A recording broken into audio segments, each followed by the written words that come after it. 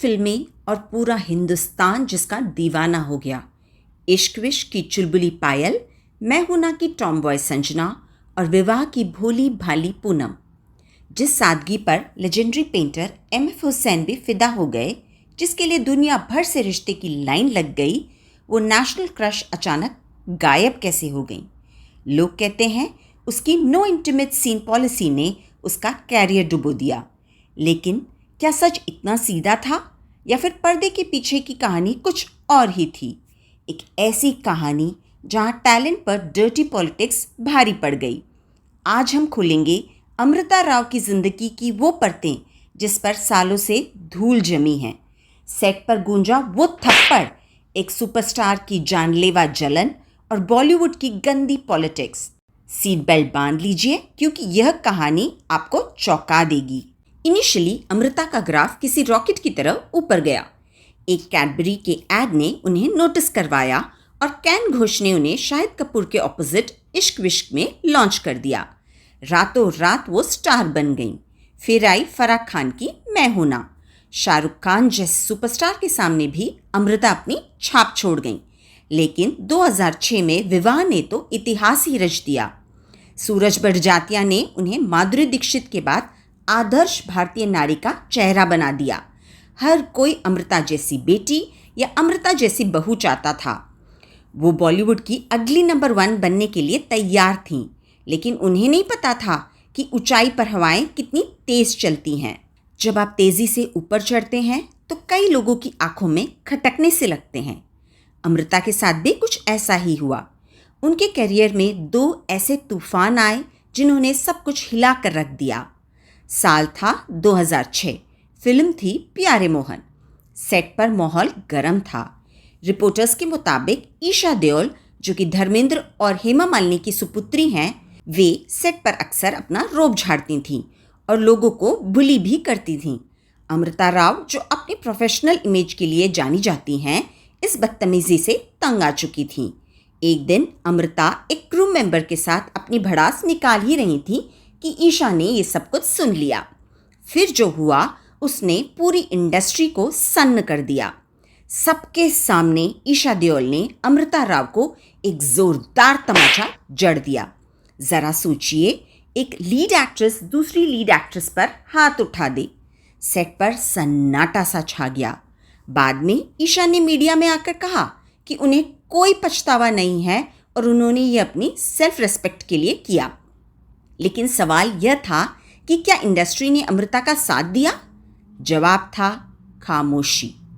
अमृता उस वक्त विक्टिम थी, लेकिन पावर डायनेमिक्स के आगे उनकी आवाज़ दब गई।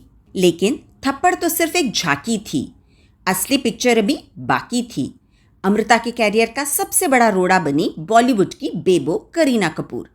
इश्क विश्क और विवाह में शाहिद अमृता की केमिस्ट्री इतनी जानलेवा और ज़बरदस्त थी कि लोग इन्हें सच में कपल मानने लग गए थे। उस वक्त शाहिद करीना को डेट कर रहे थे। अंदर की खबरों की माने तो करीना को यह ऑन स्क्रीन रोमांस बिल्कुल रास नहीं आ रहा था। उन्हें इनसिक्योरिटी होने लगी थी कि कहीं शायद उनके हाथ से फिसल न जाए। और यहीं से शुरू हुआ पावर गेम। अमृता की टीम ने दबी जुबान में यह कबूला था कि करीना ने कथित तौर पर अपने ऊंचे कनेक्शंस का इस्तेमाल करके अमृता के लिए दरवाजे बंद करवा दिए। प्रोड्यूसर्स को मना किया गया, इवेंट से उन्हें बाहर करवाया गया। एक उभरते सितारे को कुचलने की पूरी कोशिश की गई। यह कोल्ड वॉर 2013 में फिल्म सत्याग्रह के सेट पर सबके सामने आ गई। रिपोर्टर्स के मुताबिक लंच के दौरान जब दोनों का आमना सामना हुआ तो करीना ने कथित तौर पर अमृता को कोहनी मारकर रास्ते से हटने का इशारा किया। अमृता ने शांति बनाए रखी, लेकिन करीना का यह बर्ताव साफ बता रहा था कि जलन की आग अभी भी ठंडी नहीं हुई थी। एक तरफ बॉलीवुड की यह गंदी पॉलिटिक्स थी और दूसरी तरफ अमृता की अपनी जिद। उन्होंने कसम खाई थी, no kissing, no intimate scenes. यह उनके उसूल थे, लेकिन बॉलीवुड को उसूल नहीं, मसाला चाहिए था। बॉलीवुड बदल रहा था। अब पूनम नहीं, मल्लिका शेरावत का दौर आ रहा था। उनकी इसी ना ने उन्हें कई ब्लॉकबस्टर फिल्मों से हाथ धोने पर मजबूर कर दिया। रणबीर कपूर के साथ यशराज की बचना ए हसीनो सिर्फ एक किसिंग सीन की वजह से उन्होंने ठुकरा दी। सलमान खान की वांटेड हाथ से निकल गई। यहाँ तक कि क्रिश में ऋतिक रोशन के साथ फोटोशूट के बाद भी उन्हें हटा दिया गया क्योंकि राकेश रोशन को ऋतिक और अमृता की केमिस्ट्री अच्छी नहीं लगी। नतीजा, इंडस्ट्री ने उन्हें बहन जी और गर्ल नेक्स्ट डोर के डब्बे में बंद कर दिया। जब प्रियंका और कैटरीना ग्लैमर का तड़का लगा रहे थे, अमृता अपनी सादगी में सिमट कर रह गईं। फिल्में फ्लॉप होने लगीं और 2011 तक आते आते यह चमकता सितारा अंधेरे में खो गया। बॉलीवुड ने भले ही उन्हें किनारा कर दिया, लेकिन अमृता ने अपनी दुनिया अलग बसा ली। उन्होंने गुपचुप तरीके से आरजे अनमोल को डेट किया, शादी की और अब एक प्यारे से बेटे की माँ हैं। वह अपने YouTube चैनल और किताब के ज़रिए आज भी अपने फैन से जुड़ी हुई हैं और अब 6 साल के लंबे वनवास के बाद उन्होंने जॉली LLB 3 से धमाकेदार वापसी की। अमृता राव की कहानी हमें सोचने पर मजबूर करती है कि क्या वाकई उनका टैलेंट कम था या फिर वो बॉलीवुड की भेड़ियों का शिकार बन गईं। अगर ईशा देओल वाला थप्पड़ ना पड़ा होता या करीना कपूर की इनसिक्योरिटी बीच में ना आती तो क्या आज अमृता नंबर 1 होती?